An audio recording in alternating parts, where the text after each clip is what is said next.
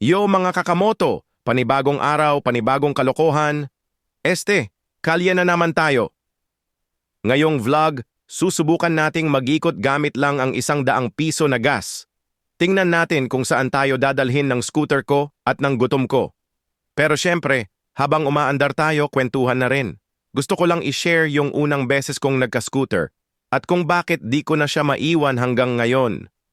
Yan, parang feelings ko sa kanya, sakto lang pero sapat.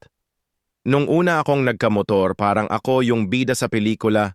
Kahit pa uwi lang, may background music sa isip ko. Pero seryoso, ang sarap ng feeling na kahit simple lang ang motor mo, ang bigat ng impact sa araw-araw mo. Para siyang best friend na hindi ka iniiwan, unless ma-flat. O eto, dahil mura lang ang gas natin, hanap din tayong murang tambayan.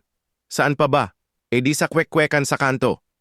Alam mo, dati, tambay lang ako dito habang pinaplano kung bibili ba ako ng second-hand na scooter o bibili ako ng sapatos. Buti na lang scooter pinili ko kasi ngayon nakakagala na ako.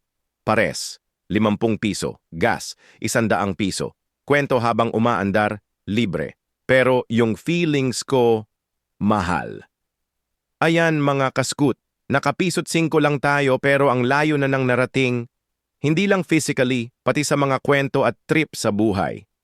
Kung na-enjoy mo ito, bigyan mo ako ng like, comment ka kung anong tambike spot ang recommend mo, at syempre, subscribe para sa susunod na kwento. Hanggang sa susunod na ride, alalay lang sa preno, wag sa feelings.